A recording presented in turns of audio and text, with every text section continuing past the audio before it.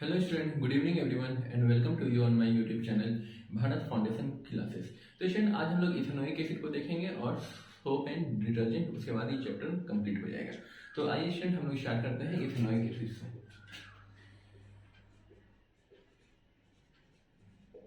Ethanoic acid, तो student ethanoic acid का जो फॉर्मूला होता है आप लोगों को पता होगा, E3H। इथ का मतलब हो जाएगा यहाँ पे दो कार्बन होंगे, ठीक है। तो स्टूडेंट, और ये क्या है? Oic acid. Oic acid that is COOH। इसमें हम लोग क्या है, फंक्शनल ग्रुप ऐड करेंगे। तो स्टूडेंट COOH आपका एक कार्बन हो गया और अलग से क्या है, इथेनोइक एसिड। तो मतलब CH3COOH हो जाएगा इसका जनरल फॉर्मूला, ठीक है। तो ये हो गया इथेनोइक एसिड। तो इसको स्टूडेंट हम लोग कॉमनली नोन एज, इसको हम लोग एसिटिक एसिड भी कहते हैं, ठीक है, एसिटिक एसिड। अब स्टूडेंट यहाँ पे वेनिगर में आप लोग जान रहे हैं कि वेनिगर में क्या होता है, एसिटिक एसिड रहता है। लेकिन एसिटिक एसिड 100% तो नहीं रहता है। तो वाटर में 5 to 8% अगर हम लोग इथेनोइक एसिड को मिला देते हैं स्टूडेंट, वाटर में ये ऑल प्रोपोर्शन में डिसॉल्व हो सकता है, ठीक है। तो वाटर कंटेनिंग, यहाँ पे लिख सकते हैं student, water containing 5 to 8% of ethanoic acid is vinegar, ठीक है स्टूडेंट। इसको हम लोग वेनिगर कह देंगे। अगर स्टूडेंट 100% प्योर इथेनोइक एसिड है, इसको स्टूडेंट हम लोग क्या कहते हैं, इसका जो अपीयरेंस होता है स्टूडेंट, ये कलरलेस होता है और आइस क्यूब के जैसा लगेगा देखने में। आइस क्यूब मतलब कि ग्लेशियर के जैसा हम लोगों को देखने में लगेगा। इसीलिए स्टूडेंट इसको हम लोग क्या कह सकते हैं, ग्लेशियल इथेनोइक, ठीक है। क्यों? ड्यू टू इट्स अपीयरेंस, ठीक है ना। अपीयरेंस में क्या हो जाएगा स्टूडेंट, कलरलेस एंड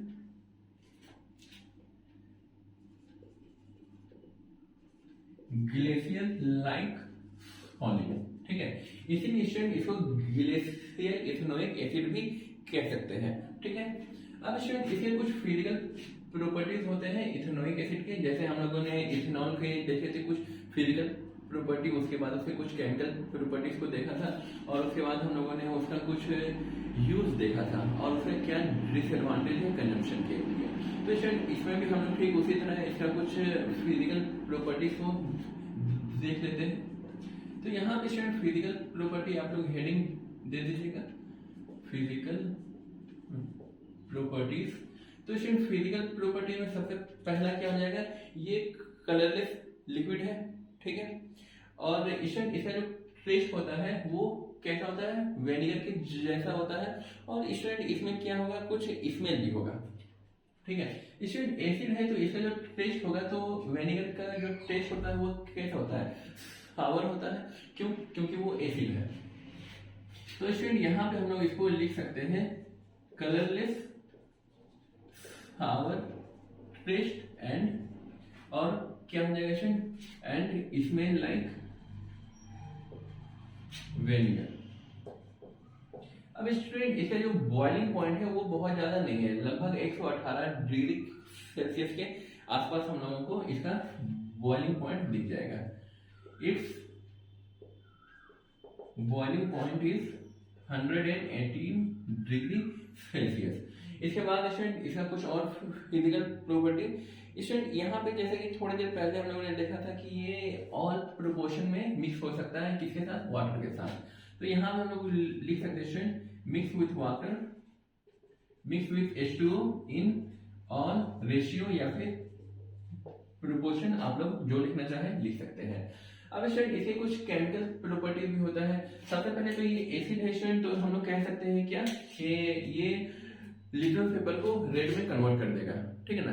रेड में कन्वर्ट कर देने का मतलब ये नहीं कि स्टूडेंट पूरा रेड हम लोगों को मिलेगा, इसमें ये वीक एसिड है, ठीक है ना।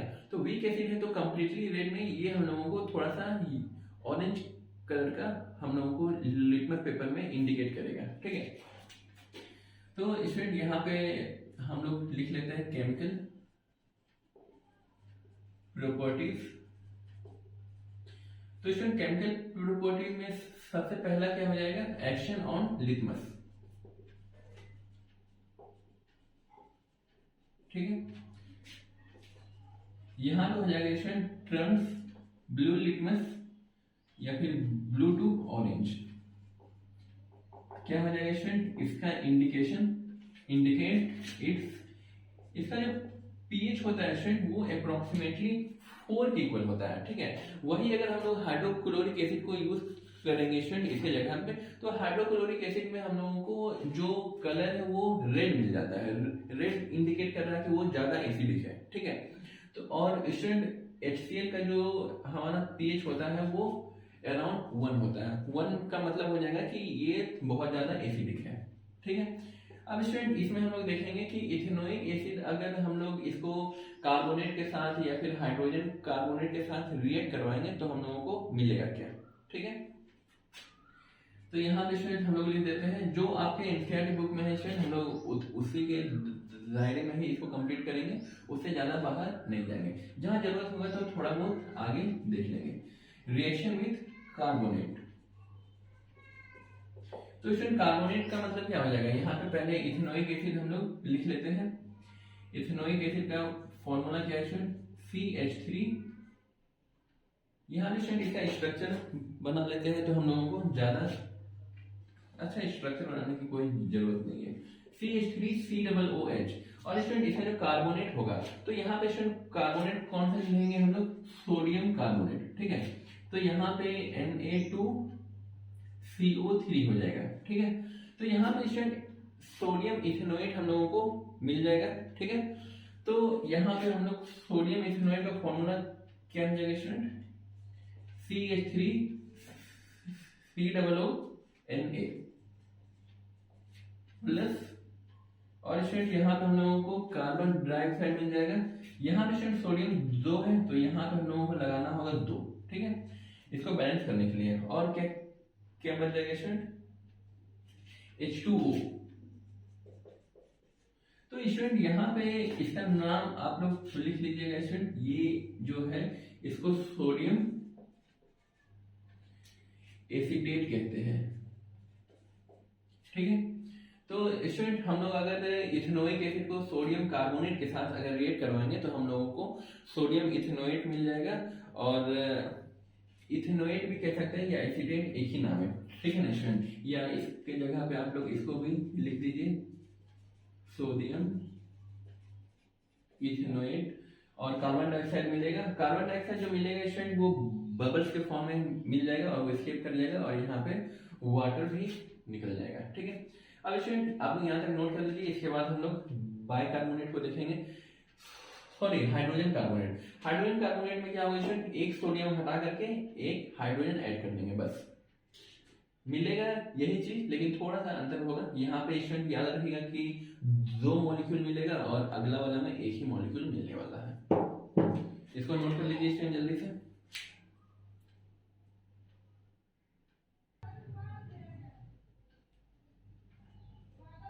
स्टूडेंट यहां तक हो गया, इसको रख कर रहे। ठीक है,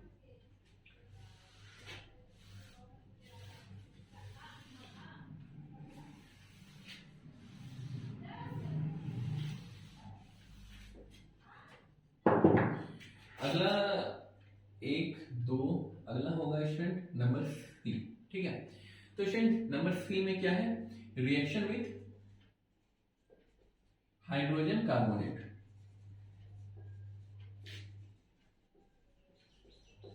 तो स्टूडेंट हाइड्रोजन कार्बोनेट का रिएक्शन अगर हम लोग इथेनोइक एसिड के साथ करवाते हैं, that is CH3COOH plus NaHCO3।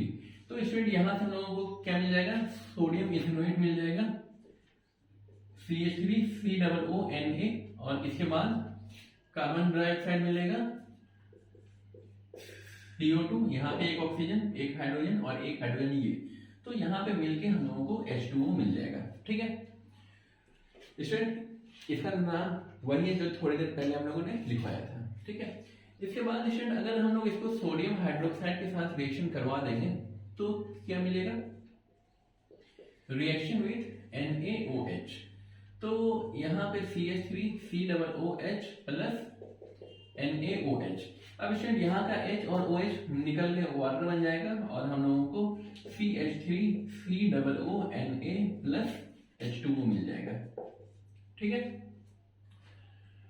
इन सब केस में क्या है स्टूडेंट, हम लोगों को सोडियम एसिडेट मिल रहा है। अब अगर स्टूडेंट इसको हम लोग अल्कोहल के साथ रिएक्ट करवाएंगे तो हम लोगों को अल्कोहल के साथ क्या मिलेगा वो भी हम लोग देख लेते हैं।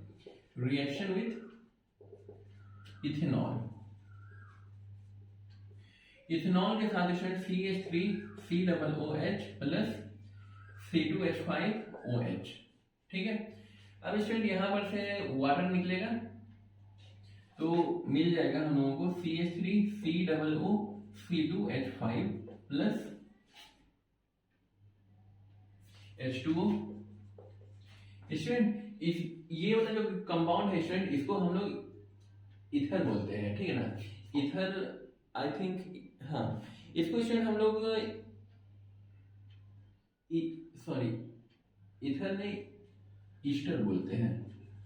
ईस्टर क्या है स्टूडेंट, एक स्वीट स्मेलिंग सब्सटेंस है जो हम लोग क्या है आइसक्रीम वगैरह या फिर जो सॉरी आइसक्रीम बोल रहे हैं, यहाँ पे जो परफ्यूम वगैरह जो बनाते हैं या फिर एसेंस वगैरह जो बनाते हैं स्वीट स्मेलिंग के लिए ये फेमस है। ठीक है, स्वीट स्मेलिंग जहां जहां पे हम लोग स्टूडेंट जिस जिस इंडस्ट्री में जरूरत होता है वहां पे इसको मैन्युफैक्चर किया जाता है। ठीक है, बेसिकली ये परफ्यूम इंडस्ट्री के लिए क्या है, एक तरह का हम लोग कह सकते हैं कि one of the raw material है। ठीक है स्टूडेंट, आप लोग यहाँ तक नोट कर लीजिए। इसके बाद स्टूडेंट हम लोग देखेंगे इसके कुछ यूजेस को। ठीक है, इसमें और कुछ भी नहीं है। ठीक है, अगर स्टूडेंट उसका नाम आप लोगों को लिखना है तो इसका नाम हो जाएगा इथाइल एसीटेट। ठीक है, ये वाला कौन सा ग्रुप है स्टूडेंट, इथाइल ग्रुप है और ये वाला एसीटेट ग्रुप है। ठीक है, तो आप लोग इसका नाम लिख सकते हैं। स्टूडेंट यहाँ पे क्या था, सोडियम एसीटेट। ठीक है ना, तो ये जो ग्रुप है ये क्या है, इथाइल ग्रुप है और यहाँ पे CH3COO जो ग्रुप है इसको एसीटेट ग्रुप बोलते हैं। तो स्टूडेंट आप लोग यहाँ पे नाम लिख सकते हैं इथाइल एसीटेट या फिर इथेनोएट। ठीक है ना, दोनों एक ही चीज है। इसका भी एक जगह नाम लिख लीजिए सोडियम एसीटेट। इसके बाद इसका यूज हम लोग देखेंगे, इसको जल्दी से नोट कर लीजिए। स्टूडेंट इसके यूज में थोड़ा सा ही है, हम लोग यहीं पे एडजस्ट कर देते हैं। ठीक है ना, इसके यूज में सबसे पहला यूज क्या हो जाएगा स्टूडेंट, सबसे पहला तो इसको विनेगर में यूज करते हैं, manufacture vinegar which is used as food, which is used as food preservative। ठीक है, दूसरा स्टूडेंट हम लोग कहां पे यूज करते हैं, इन मेडिसिन। ठीक है, मेडिसिन वगैरह में यूज करते हैं स्टूडेंट। और इसका अदर यूज कहां पे हो जाएगा स्टूडेंट, इथेनोइक एसिड है ना स्टूडेंट। इथेनोइक एसिड से हम लोग अल्कोहल को भी प्रिपेयर कर सकते हैं। ये जो हम लोगों को इथाइल एसीटेट मिला इसी को हम लोग क्या कर देते हैं, हीट करने के बाद जो हम लोगों को मिलता है तो वहां पे हम लोगों को अल्कोहल भी अल्कोहल नहीं, वहां पे भी हम लोगों को वापस से यही मिल जाएगा। ठीक है ना, तो सोडियम एसीटेट मिल जाएगा। तो स्टूडेंट यहाँ पे विनेगर हो गया, मेडिसिन हो गया और क्या था इसका, हाँ ये वाला जो है स्टूडेंट ईस्टर को मैन्युफैक्चर करने के लिए यूज करते हैं हम लोग, manufacture Easter used in perfume industry. इसका एक परफ्यूम इंडस्ट्री में हो गया। और कोगुलेशन जो होता है स्टूडेंट, रबर लेटेक्स वहां पे यूज किया जाता है।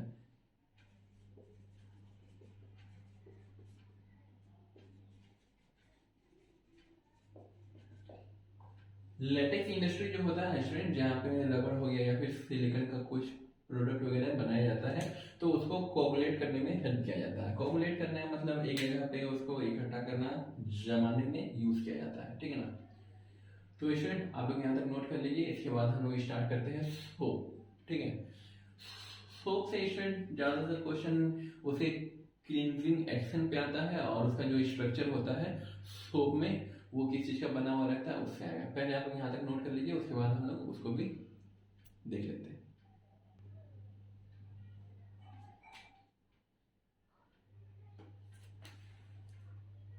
स्टूडेंट इसको रख कर देते हैं, ठीक है।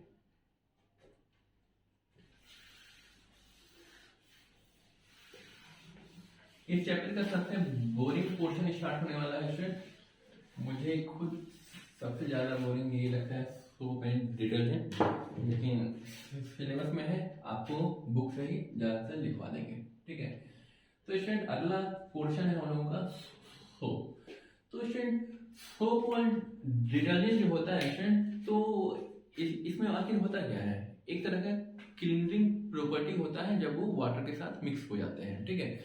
स्टूडेंट साबुन को अगर आप लोग अपने बॉडी पे अगर ऐसे रगड़ते हैं या फिर सूखे कपड़े पे लगाते हैं तो उसका कोई यूज नहीं, उसका कोई मतलब ही नहीं है, ठीक है ना। तो वो अपना क्लींजिंग प्रॉपर्टी कब शो करेगा, जब वो वाटर में डिजोल्व करेंगे, ठीक है। तो और स्टूडेंट सोप है क्या चीज, एक लॉन्ग चेन है। लॉन्ग चेन मतलब अगर 10 कार्बन से ऊपर का चेन है स्टूडेंट तो हम लोग उसको लॉन्ग चेन कंसिडर कर लेते हैं, ठीक है। तो यहाँ पे student long chain of carboxylic acid होगा, ठीक है। और स्टूडेंट इसमें एक सोप में 2 पार्ट होते हैं, ठीक है ना। एक पार्ट आप लोगों ने सुना होगा कि हाइड्रोफिलिक होता है और दूसरा हाइड्रोफोबिक होता है। एक और उसी में स्टूडेंट की उसी में अगर हम लोग रिवीजन करते हैं on the basis of ionic and non ionic portion, तो हाइड्रोकार्बन वाला जो चेन होता है वो नॉन आयनिक पोर्शन होता है और जो कार्बोक्सिलिक जो ग्रुप वाला होता है दैट इज COO माइनस और Na प्लस। तो ये वाला जो पोर्शन है स्टूडेंट वो आयनिक फॉर्म में है, दैट इज जो आयंस में कन्वर्ट हो सकता है। तो स्टूडेंट हम लोग यहाँ पे इसको सिंपली लिख देते हैं इसका डेफिनेशन में। तो लॉन्ग चेन किस चीज का है, आपका सोडियम सॉल्ट हो सकता है या फिर पोटेशियम सॉल्ट हो सकता है, ठीक है। It is a long chain of sodium salt या फिर यहाँ पे स्टूडेंट सोडियम और potassium salt of carboxylic acid, ठीक है। और विच हैज, यहीं पे ऐड कर दीजिए student, which has cleansing property in water, ठीक है। It has two groups, it has two groups, that is कौन कौन सा है स्टूडेंट, नंबर ए हो जाएगा नॉन आयनिक हाइड्रोकार्बन और दूसरा हो जाएगा स्टूडेंट आयनिक। आयनिक में कौन सा ग्रुप रहेगा स्टूडेंट, ठीक है। अब स्टूडेंट हम लोग इसका कुछ एग्जांपल को देख लेते हैं, ठीक है। आपके बुक में 1-2 एग्जांपल है स्टूडेंट सोडियम स्टेरेट, ठीक है। एग्जांपल 1 क्या है, सोडियम स्टेरेट, इसका फॉर्मूला होगा। और एक है स्टूडेंट सोडियम, एक सेकंड स्टूडेंट इसको बुक से हम लिखवा देते हैं, सोडियम परमीटेट।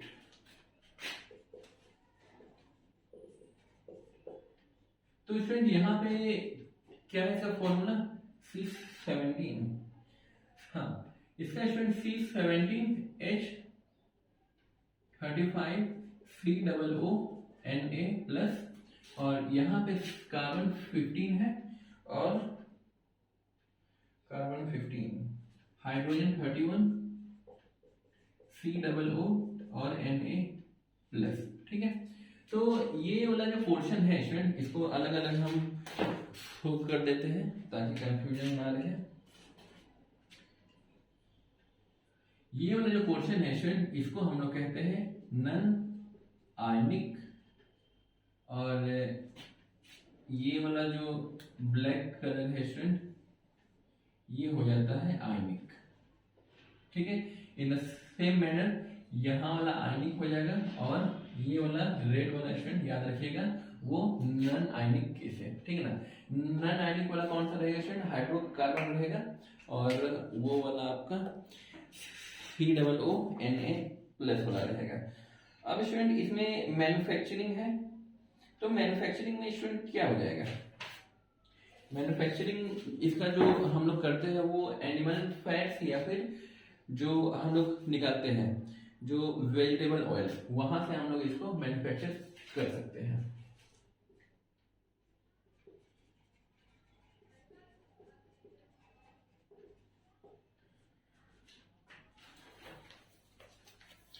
ये पोर्शन स्टूडेंट किताब से लिखवा देते हैं। मैन्युफैक्चरिंग क्या हो जाएगा student, made by heating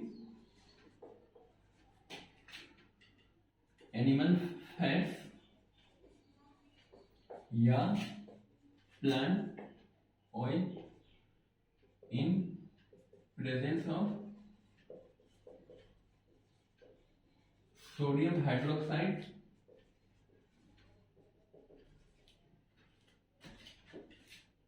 followed by adding NaCl to it। उसके बाद क्या करते हैं, सबसे पहले हम लोग क्या लेंगे स्टूडेंट, एनिमल फैट लेंगे या फिर प्लांट ऑयल लेंगे, और उसको क्या कर देंगे स्टूडेंट, हीट करेंगे, ठीक है, यहाँ पे है ना, हीट कर लेंगे, किसके प्रेजेंस में, सोडियम हाइड्रोक्साइड के प्रेजेंस में। तो हम लोगों को क्या मिलेगा स्टूडेंट, एक मतलब कि जेली लाइक स्ट्रक्चर कह सकते हैं या फिर सेमी सॉलिड कहेंगे, ठीक है ना, जैसे कोलगेट वगैरह होता है वेस्ट टाइप, ठीक है ना। तो हम लोगों को साबुन का पेस्ट मिलेगा और उसके साथ ही साथ ग्लिसरॉल भी मिलेगा, और उस जो पेस्ट मिला है फ्रेंड, उस पेस्ट में क्या करेंगे हम लोग, सोडियम क्लोराइड को ऐड कर लेंगे। सोडियम क्लोराइड क्या है, नमक है, आप लोग इसको घर पे भी बना सकते हैं, ठीक है। तो स्टूडेंट यहाँ पे आप लोग करिएगा क्या, घर में लीजिएगा तो ऑयल ले लीजिए, और उसके बाद सोडियम हाइड्रोक्साइड जो सोडा है वो ले लीजिए, और उसके बाद आप लोग उसमें थोड़ा सा नमक को ऐड करके साबुन घर पे प्रिपेयर कर सकते हैं। तो स्टूडेंट यहाँ पे इसका जो रिएक्शन हो जाएगा वो एक रिएक्शन में आपका हो जाएगा स्टूडेंट एनिमल फैट या फिर इसको प्लांट ऑयल ले सकते हैं, इसको क्या चीज में हीट कर देंगे स्टूडेंट, NaOH। तो सोडियम हाइड्रोक्साइड के प्रेजेंट में इसको क्या कर देंगे स्टूडेंट, हीट कर देंगे। तो हीट कर देने के बाद हम लोगों को क्या मिलेगा, सोप मिल जाएगा प्लस ग्लिसरॉल। स्टूडेंट ये है क्या चीज, एल्कोहल है। स्टूडेंट लास्ट में आप सफिक्स देखिए क्या है, OL है, OL है, that means this is an alcohol, ठीक है। और ये आपका साबुन मिल जाएगा बट इन पेस्ट फॉर्म। तो स्टूडेंट पेस्ट फॉर्म जब मिल गया है तब यहाँ पे क्या करेंगे हम लोग, NaCl को ऐड कर देंगे। ऐड करने पे जो हम लोगों को सोप मिलेगा उसको क्या करेंगे, उसको कूल कर देंगे। तो हम लोगों को कूल करने के बाद हम लोगों को सोप बार मिलेगा, और उसको हम लोग छुरी से या फिर किसी अदर कटिंग सब्सटेंस से उसको कट करके उसको पैक कर सकते हैं, ठीक है।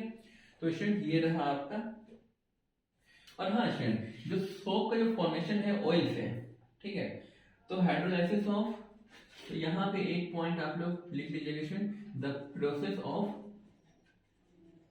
फॉर्मेशन ऑफ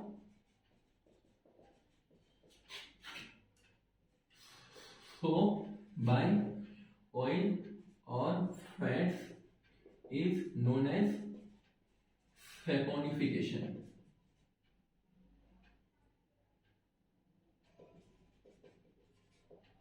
ठीक है स्टूडेंट, इस प्रोसेस को, जो सोप के फॉर्मेशन के प्रोसेस को सैपोनिफिकेशन बोलेंगे। फॉर्मेशन ऑफ, यह सॉइल नहीं होगा स्टूडेंट, SOAP, ठीक है ना। Formation of soap by oil और फैट्स इज नोन एज, इसमें बस ध्यान में ये रखिएगा स्टूडेंट कि यहाँ पे हम लोगों को एनिमल और प्लांट्स ऑयल कोई एक हो सकता है, उसको हम लोग सोडियम हाइड्रोक्साइड NaOH के साथ हीट करवा देंगे, और हम लोगों को एक पेस्ट मिलेगा जिसमें हम लोग नमक थोड़ा सा ऐड कर देंगे, तो हम लोगों को साबुन मिल जाएगा, ठीक है। यहाँ पे लिख सकते हैं student, upon cooling it is solidified. उसको कूल करने के बाद क्या हो जाएगा स्टूडेंट, वो सॉलिडिफाई मतलब वो सॉलिड स्टेट में कन्वर्ट हो जाएगा, ठीक है। स्टूडेंट आप लोग यहाँ तक नोट कर लीजिए। इसके बाद है स्टूडेंट हम लोगों को स्ट्रक्चर ऑफ सोप। ठीक है, आज की क्लास थोड़ी लंबी हो सकती है स्टूडेंट, क्योंकि इसके साथ साथ हम लोग डिटर्जेंट जो छोटा सा टॉपिक है उसको कंप्लीट ही कर लेंगे। स्टूडेंट आप लोग यहाँ तक नोट करिए, उसके बाद इसके स्ट्रक्चर को देखेंगे, स्ट्रक्चर में कौन सा हाइड्रोफिलिक है हाइड्रोफोबिक है वो देख लेंगे। स्टूडेंट यहाँ पे जो सॉल्ट हम लोग मिला रहे हैं, तो ये क्वेश्चन आता है कि हम लोग सॉल्ट क्यों मिलाते हैं। ठीक है, तो स्टूडेंट आप लोग इसको यहाँ पे लिख लीजिए, we add NaCl to precipitate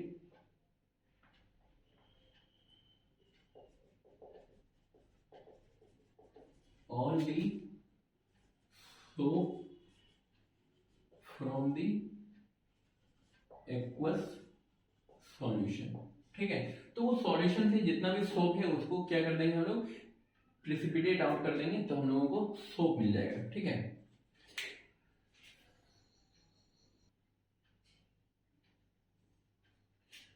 इसको रख कर दें। ठीक है,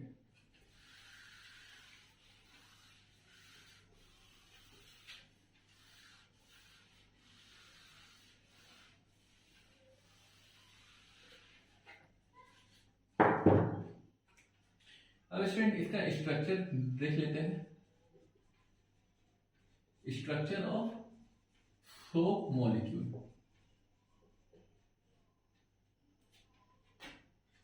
लाइक ट्रेडपोल स्ट्रक्चर। ठीक है स्टूडेंट, ट्रेडपोल को आप लोगों ने बुक वगैरह में देखा होगा, तो कुछ इस टाइप का रहता है। ठीक है, तो स्टूडेंट इसको अगर इस फिगर को अगर हम लोग थोड़ा सा हॉरिजॉन्टली बना देते हैं, तो हम लोगों को कुछ इस टाइप का इमेज मिल जाएगा। ठीक है, इस टाइप के इमेज को स्टूडेंट इसके जो ये ट्रेडपोल, हाँ ट्रेडपोल और थोड़ा सा स्पन का जो शेप है स्टूडेंट वो एक जैसा ही है। तो ये वाला जो पोर्शन है स्टूडेंट यहाँ पर से यहाँ तक का, ठीक है ना, तो ये हाइड्रोकार्बन चेन है। ठीक है, हाइड्रोकार्बन चेन है, और इस वाले चेन को क्या बोलते हैं स्टूडेंट, हाइड्रोफोबिक एंड। ठीक है, और स्टूडेंट यहां से यहां तक का जो पोर्शन है स्टूडेंट, इसको कह देते हैं हम लोग क्या चीज, हेड रीजन। ठीक है ना, दैट इज आयनिक ग्रुप। ठीक है, दैट इज माइनस यहां पे लिख सकते हैं और Na+। तो स्टूडेंट ये वाला जो पोर्शन होता है ये आपका क्या है, हाइड्रोफिलिक एंड है। ठीक है, अब स्टूडेंट आप लोग जान होंगे कि हाइड्रोफोबिक और हाइड्रोफिलिक का मतलब क्या है। फोबिक का मतलब होता है स्टूडेंट, फोबिया से वो वर्ड है, और फोबिया का मतलब होता है डरना। ठीक है ना, तो ये वाला पोर्शन क्या होगा, पानी से रिपेल होगा, और वो वाला पोर्शन पानी से अट्रैक्ट होगा। ठीक है स्टूडेंट, इसको यहीं पे हम लोग लिख लेते हैं। ठीक है ना स्टूडेंट, इसमें हम लोगों को वही चीज स्टेटमेंट में लिखना है, हम यहीं पे लिख दे रहे हैं। ठीक है, तो यहाँ पे हो जाएगा स्टूडेंट वाटर रिपेलिंग एंड है, और यहाँ पे क्या हो जाएगा स्टूडेंट, वाटर अट्रैक्टिंग। ठीक है, यहाँ पे दो एंड हो गया, एक हाइड्रोकार्बन चेन का हो जाएगा और एक आयनिक ग्रुप का हो जाएगा। एक पोर्शन जो हाइड्रोकार्बन वाला है वो हाइड्रोफोबिक हो जाएगा, और जो आयनिक पोर्शन है वो हाइड्रोफिलिक हो जाएगा। ठीक है, तो स्टूडेंट हम लोग यहाँ पे ऑयल रिपेलिंग है, तो इसको हम लोग ऐसे भी कर सकते हैं स्टूडेंट कि यहाँ पे वाटर रिपेलिंग है तो ऑयल अट्रैक्टिंग।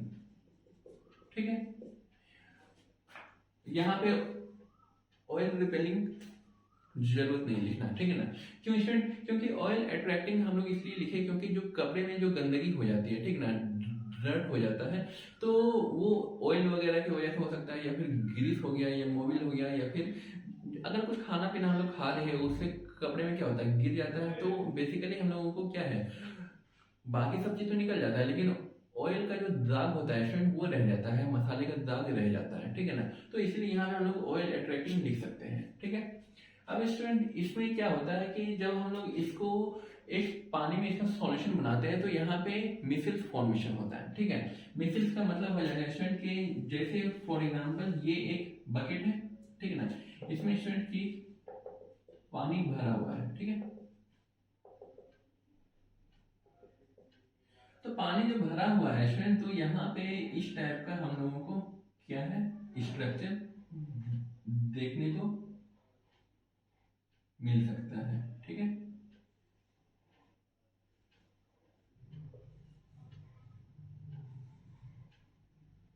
ठीक है ना स्टूडेंट। ये जो स्फेरिकल एग्रीगेट बना है ना, इसी को कह देते हैं हम लोग मिसेल्स। ब्लैक ब्लैक मिक्स तो नहीं हो गया ना स्टूडेंट? आप लोग घर में अलग पेन से यूज कर सकते हैं, ठीक है ना। तो यहाँ पे स्टूडेंट एक स्फेरिकल एग्रीगेट बनता है, इसी को ही हम लोग कह देते हैं मिसेल। ठीक है, तो आइए स्टूडेंट इसके बारे में थोड़ा बहुत लिख लेते हैं मिसेल्स के बारे में। तो लाइक ट्रेडपोल स्ट्रक्चर, यहाँ पे दो एंड हो गया स्टूडेंट, ये ट्रॉपिक को खत्म करते हैं। इसके बाद है स्टूडेंट हम लोगों का मिसेल्स, उसके बाद हम लोग उसका एक्शन को देख लेंगे। मिसेल्स क्या है? Spherical aggregate of soap molecule.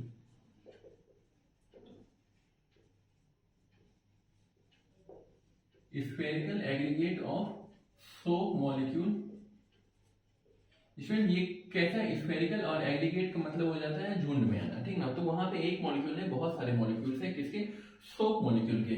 कहां पे बनेंगे student? In a soap solution in water, in a soft solution in water is known as micelles. तो सॉफ्ट सॉल्यूशन कैसा होता है स्टूडेंट? वो एक कोलाइड्स बनाएगा। कोलाइड्स बनाएगा, इसका मतलब क्या हो जाएगा कि रेज ऑफ लाइट अगर हम लोग पास करवाएंगे तो वो स्कैटर उसको जरूर करेगा, ठीक है। तो स्टूडेंट यहाँ पे हम लोग इसी को लिख देते हैं। सॉफ्ट सॉल्यूशन क्या है? इज अ कोलाइडल सॉल्यूशन, ठीक है ना। कोलाइडल सॉल्यूशन दैट इज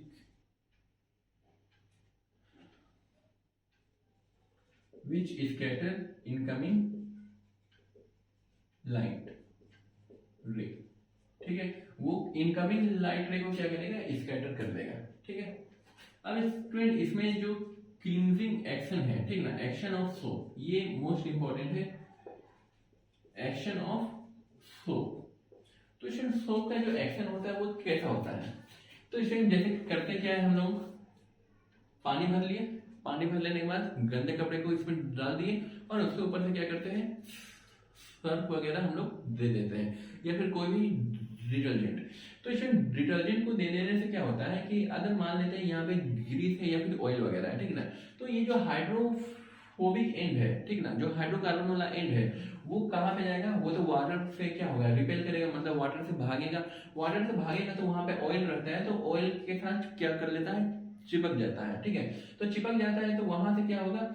और ये क्या होता है? वाटर अट्रैक्टिंग होता है। तो वाटर अट्रैक्टिंग है तो वाटर जहां जहां है तो वो उधर भागने के लिए क्या होगा? मतलब कि भागने की कोशिश करेगा। तो भागने की कोशिश करता है तो क्या होता है कि इसके साथ साथ जो ऑयल वगैरह यहाँ पे है या फिर कोई ग्रीस है या फिर कोई भी गंदगी है, तो इसको ले करके वो निकलता है, ठीक है ना।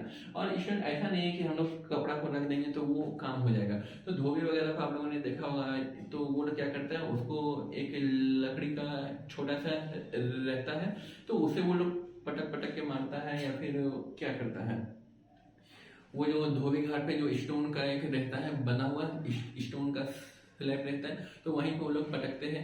या फिर अगर घर में वॉशिंग मशीन है तो वॉशिंग मशीन क्या है? वो घूमता है, ठीक ना, वो क्लॉकवाइज और एंटी क्लॉकवाइज दोनों वे में घूम रहा होता है। तो वो घूमने से क्या होता है कि वो इजिली क्या है, वहां से निकल जाता है, ठीक है ना। तो जितना ज्यादा क्या होगा स्टूडेंट, वहां पे आप लोगों ने पढ़ा भी होगा सेंट्रीफ्यूगेशन। तो वॉशिंग मशीन में जो टेक्नोलॉजी यूज किया जाता है स्टूडेंट, वो सेंट्रीफ्यूगेशन ही टेक्निक है। तो उससे क्या होता है कि वो स्पिन करता है, स्पिन करने से क्या होता है स्टूडेंट कि यहाँ पे जो भी मॉलिक्यूल्स हैं वो डिटैच हो जाते हैं कपड़े से। और स्टूडेंट ये क्या है? भारी मॉलिक्यूल है, भारी मॉलिक्यूल्स हैं एज कम्पेयर टू वाटर, तो वो नीचे में सेटल हो जाते हैं। और उसके बाद हम लोगों का भले यहाँ का जो सॉल्यूशन है, सोप का सॉल्यूशन, तो वो गंदा हो जाता है, लेकिन हमारा जो कपड़ा होता है स्टूडेंट वो साफ हो जाता है, ठीक है। तो स्टूडेंट हम लोग इसी को यहाँ पे लिख लेते हैं। when, एकदम छोटा सा लिख रहे student, when the dirt cloth is agitated in soap solution, the oily or greasy particle the oily or greasy particles present on its surface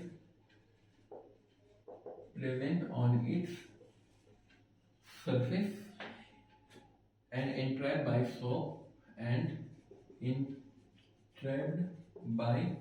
soap misses gets dispersed in water, due to which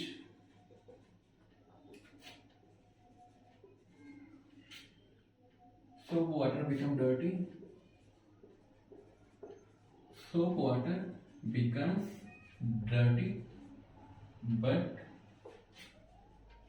the cloth gets